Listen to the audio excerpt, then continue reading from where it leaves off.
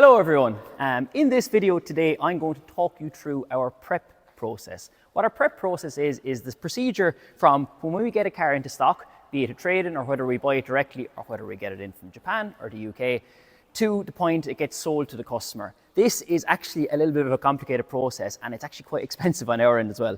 Every year we spend approximately €500,000, yes, you heard that right, prepping our cars for sale. Last month alone, August, which wouldn't have been a particularly busy month, we spent almost €50,000 in service work, prep work, tyres, serviceable items to get the car from when it comes in to when it goes out to you. So in this video, I'm going to talk you through the process. We're going to go down to our workshop, and hopefully by the end of this video, you get a better understanding of the whole process and what it takes to get our cars to the standard that we like.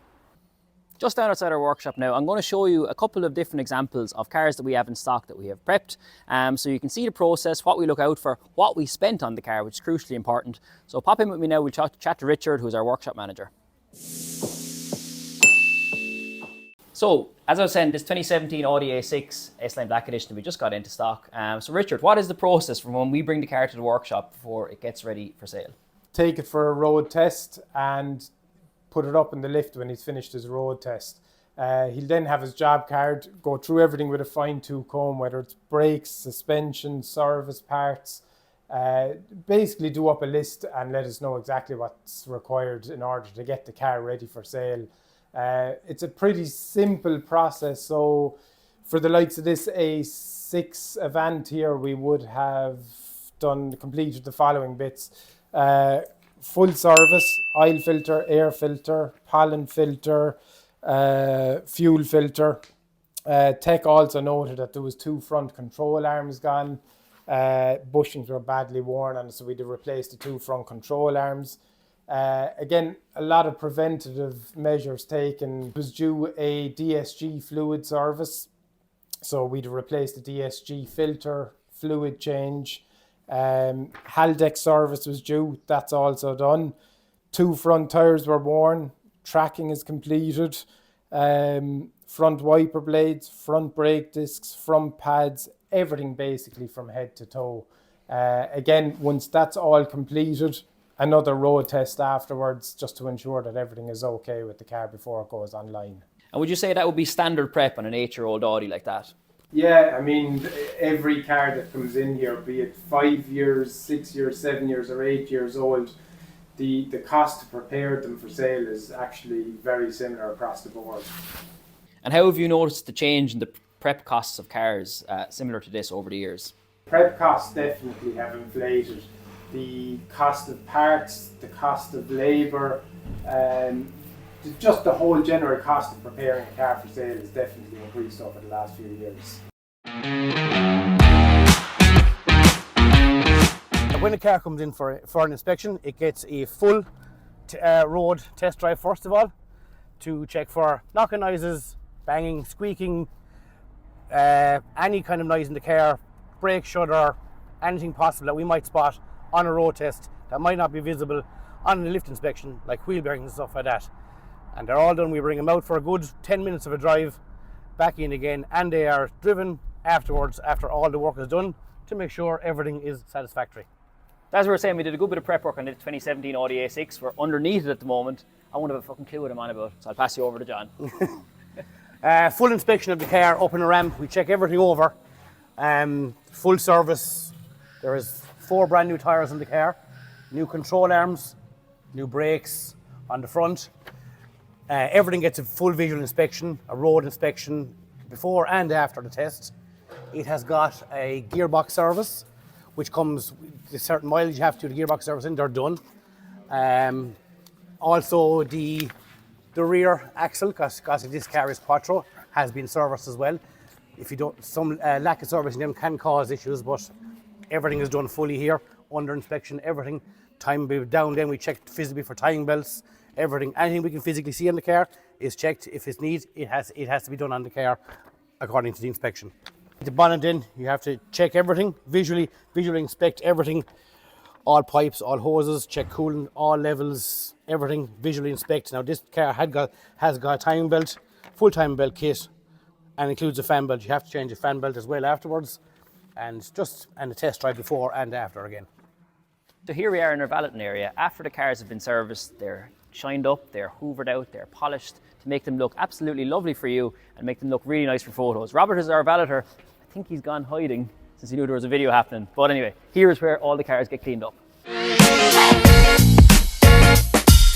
Another example is this 2019 BMW 520d M Sport that we just got into stock. This car has above average mileage. It has 193,000 kilometers on it.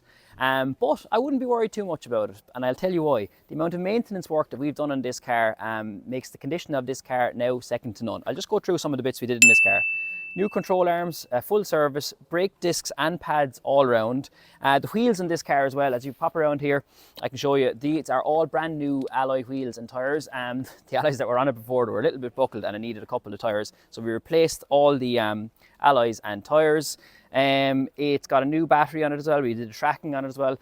And with €2,200 already spent in it, we're not done yet because we're waiting on some main dealer parts. Why do we do this much to it? Well, we would much rather do the work now than selling the car to you and you coming back with problems in a month or two. So if you're buying an above average mileage car off us, it's going to be prepped to the exact same standard, and the condition wise is going to be as good as one with 100,000 kilometers less.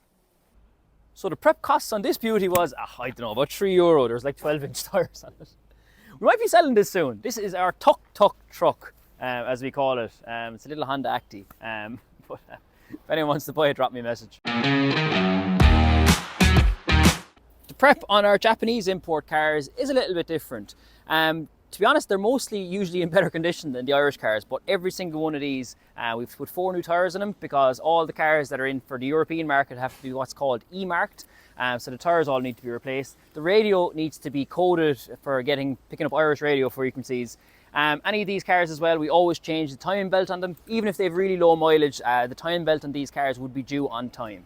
To get the radio sorted on this particular car, it's actually a pretty straightforward process. We put in what's called a band expander, which basically allows us to pick up all the Irish radio frequencies. As you can see in this one here, it has the standard head unit in the car.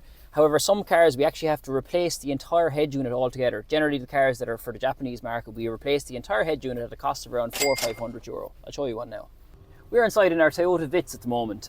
In this particular car, we need to replace the entire head unit, right? So this is a new Android head unit. It has Android Auto, it has Apple CarPlay, but the beauty of it is it works with all the standard controls that are still in the car. So if you put it into reverse, you will see it still has the reversing camera connected to it, and the steering wheel controls still work with it as well. This is our storage yard. This is where cars go when they want to die. I'm only joking. This is where a car goes before they're being prepped, or sometimes while we're waiting for them to be collected by their new owners. Kind of frees up a bit of space inside the showroom. At any given time, we can have anything from 20 to 60 or 70 cars down here. I know us as car dealers get a lot of slack for charging high prices, and they're saying, oh, you're ripping people off and everything like that. And you bought a car for 20 and sold it for 25. And yes, lads, these are true. But I can trust me on this, the amount of expenses and the amount of costs involved in the middle, and let alone 23% VAT and all the prep costs, like the amount of money you're actually making at the end of it is a hell of a lot lower than you might think. Am I playing the poor mouth? Absolutely not. Not in any way trying to hide the fact that car dealers do make good money when it's done right, and I make good money as a business owner, and I pay my staff well as well, so we all share a bit of the love. But there's a lot of cost behind the scenes as well that people don't realise when it comes to car sales. On this 2017 Audi A6 that I'm driving at the moment, we're going to spend approximately €1,500 on prep costs to get this ready for sale. Does this mean when you buy the car won't give you any problems? Absolutely not. I cannot promise that. The reason being is this car is still an 8-year-old car. A lot of the work we did to it was maintenance work that sometimes aren't really been done by previous owners. So as much as we try and get these cars as good as possible, and by God we do, cars will still break down. As I said, this is an 8-year-old car. A lot of the cars we sell are between 5 and 7 and 8 years old. They are used vehicles, they have thousands of moving parts, and unfortunately the risk with that, with so many moving parts that have been on the road for years, they can break down sometimes. I'm confident with the warranty we offer, but you have to remember as well, lads, these are used cars. Final thoughts on our prep process. We spend a lot of money. I know we spend a lot more than a lot of other garages on prepping our cars, but to be honest, it's worth doing so. One, it stops a lot of the headaches and a lot of the warranty repairs coming after the customer's bought the car. We'd much rather spend the money now than in a couple of weeks' time when we're going to have to spend it anyway. So we prep our cars. I think the best thing you can do for your reputation is to sell quality cars and to look after warranty problems as quick as you can. We make sure all our cars are to a very high standard, and to be honest, it allows us as well, and I'm going to be honest to people as well, it allows us to not have to be the cheapest. We're not the cheapest when it comes to buying cars off. You will get cheaper places up in Dublin, but I can guarantee you we're definitely one of the best.